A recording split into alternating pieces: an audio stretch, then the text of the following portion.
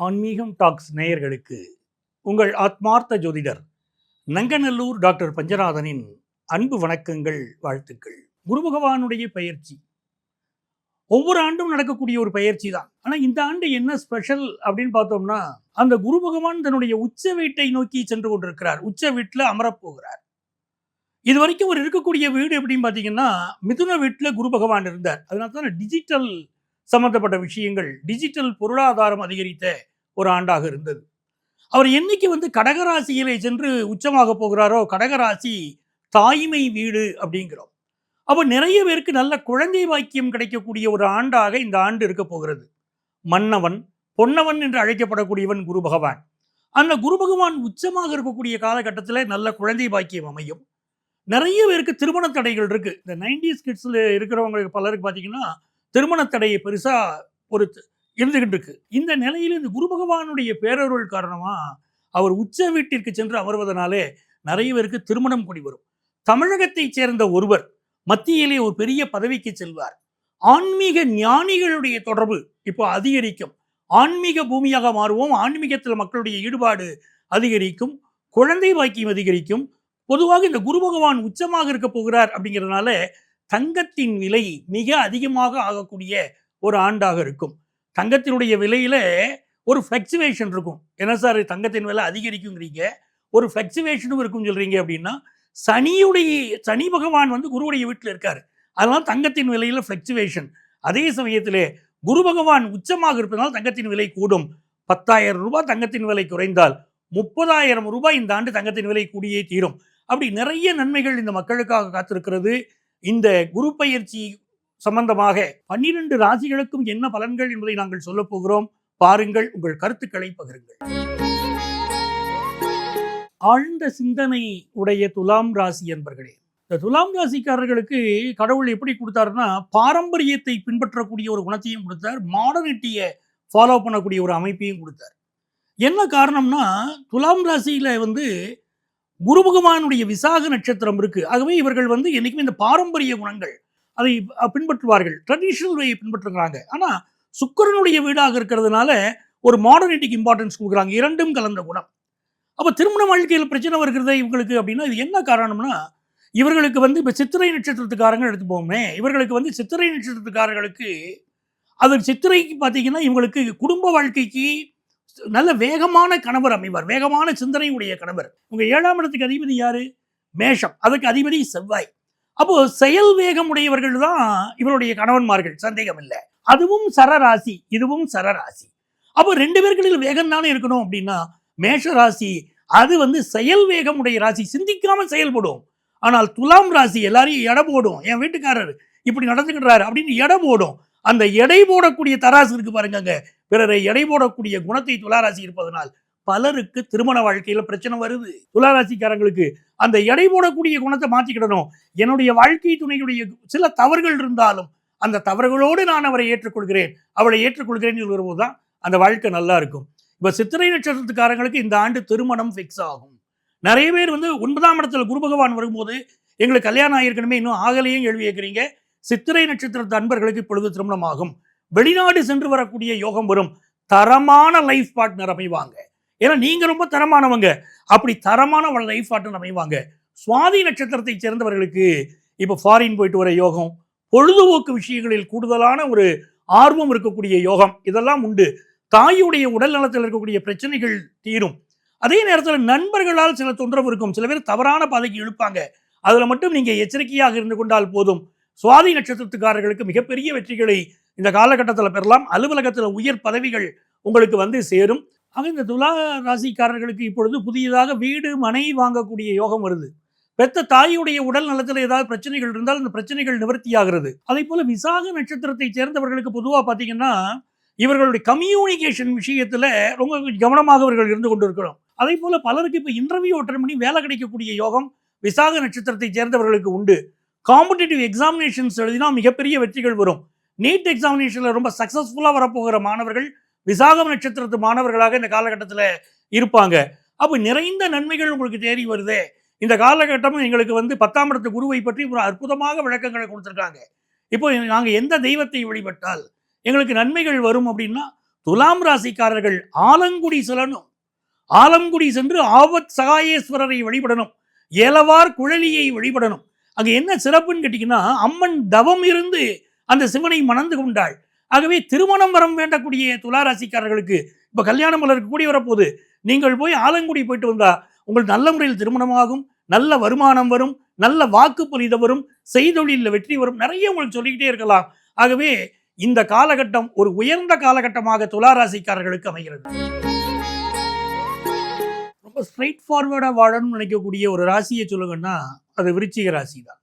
கொள்கை பிடிப்புடைய மனிதர்கள் அப்படின்னு சொல்றோம். ஒரு விருச்சிக ராசியிலே இருக்கக்கூடிய ஒரு பெண் அந்த குடும்ப தலைவியாக இருக்கிறார் அப்படின்னு சொன்னா இன்னொரு பெண்ணோட ஒத்து போறது இல்லை. உதாரணமா மாமியாருக்கு மருமகளோட ஒத்து போகல, மருமகளுக்கு மாமியாரோட ஒத்து போகல. இந்த விருச்சிக ராசி சம்பந்தப்பட்டவங்களுக்கு இந்த குழப்பங்கள் வருது. வெளி உலகத்துல பார்ப்பதற்கு இவர்கள் ரொம்ப ஒரு தடாலடியாக தெரியக்கூடிய மனிதர்கள் பல பேர் விருச்சிக ராசியில இருக்காங்க. ரொம்ப ஸ்ட்ராங்கா உழைக்கக்கூடியவர்கள், ஸ்ட்ராங் மைண்ட் நினைக்கிறோம். ஆனால் உள்ளுக்குள்ளே ஒரு கோழைத்தனமும் பயமும் கலந்திருக்கக்கூடிய மனிதர்கள் பல பேரை நான் பார்க்கிறேன். காரணம் சந்திரன் நீச்சமாகக்கூடிய ராசி அது. இந்த விருச்சிக ராசிக்காரர்களுக்கு இப்ப என்ன ஆகுதுன்னா, குரு பகவான் இவர்களுக்கு பாக்கியஸ்தானத்தில் அமரக்கூடிய இந்த குரு பகவான் வாழ்க்கையில பாக்கியமான ஒரு காலகட்டத்தை கொண்டு வந்து கொடுக்கிறார். இதுல விசாக நட்சத்திரத்தை சேர்ந்தவர்களுக்கு தான் மிகப்பெரிய பாக்கியம் காத்துன்னு இருக்கு. சார், நான் வெளிநாடு போகணும்னு நினைச்சேன், எனக்கு வெளிநாட்டு வாய்ப்பு கிடைக்கல, என் கம்பெனியில என் ஜூனியர்ஸ் எல்லாம் அனுப்பிச்சா என்ன அனுப்பல அப்படிங்கிற போது இப்போ வெளிநாட்டு யோகம் உங்களுக்கு தேடி வரும். சார், ஆல்ரெடி நான் வெளிநாட்டில் இருக்கேன் சார், ஆனால் எனக்கு வேலையில பிரச்சனை, இந்தியாவுக்கு திரும்பி வந்தால் என் சொந்தக்காரங்க முன்னால் எனக்கு அவமானமா போயிடும், நான் ஏதோ வாழ்ந்துகிட்டு இருக்கேன் சார் இப்போ அப்படின்னு சொல்லக்கூடிய விருச்சிக ராசிக்காரங்களுக்கு, வெளிநாட்டில் இருக்கக்கூடியவர்களுக்கு உங்களுக்கு இருக்கக்கூடிய பிரச்சனைகள் இப்பொழுது தீரும், ஒரு நல்ல சூழ்நிலை வரும், நீங்கள் இழந்திருந்த புகழ், கௌரவம், அந்தஸ்தெல்லாம் பெருகக்கூடிய ஒரு காலகட்டமாக இது இருக்கும். உங்களுக்கு தன பஞ்சமாதிபதி இந்த குரு பகவான்.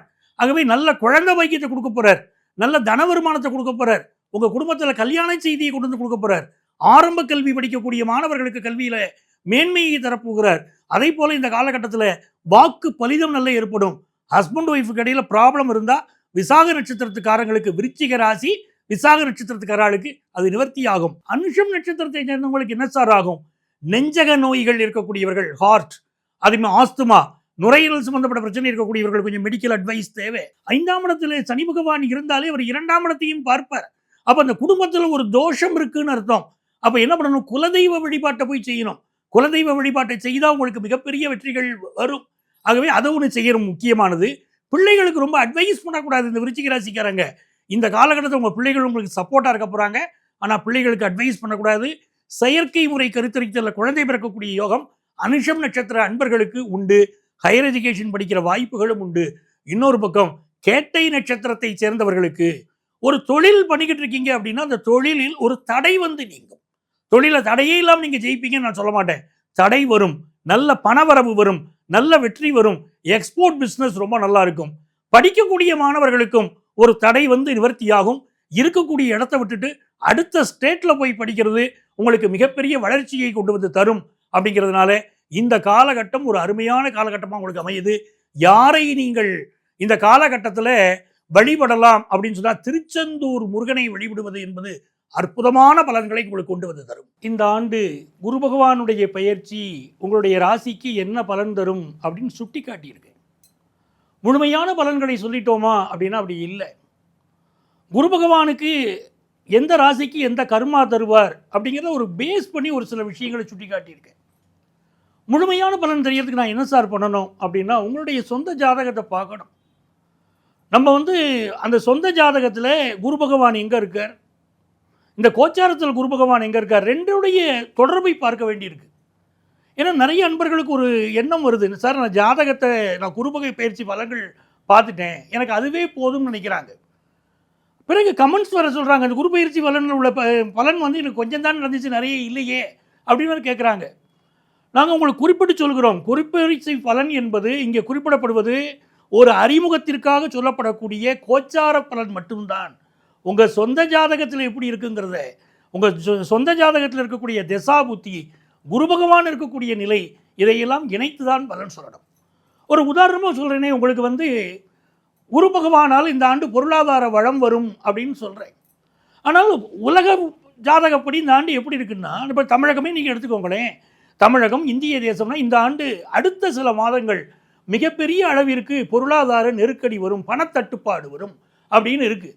அப்போ ஒரு அன்பருக்கு கேள்வி வரும், பணம் தட்டுப்பாடு வருதே, நல்ல பண வாய்ப்பு வரும் சொன்னீங்களே அப்படின்னா, உங்கள் சொந்த ஜாதகத்தை பார்த்துட்டிங்கன்னா அதுக்குரிய விடை கிடைச்சிடும்.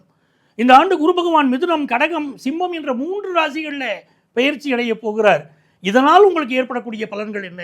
நோய் நொடிகள் ஏற்படுமா? உங்கள் குழந்தை எப்படி இருக்கும்? உங்கள் குடும்பம் எப்படி இருக்கும்? கல்யாணம் கூடி வருமா?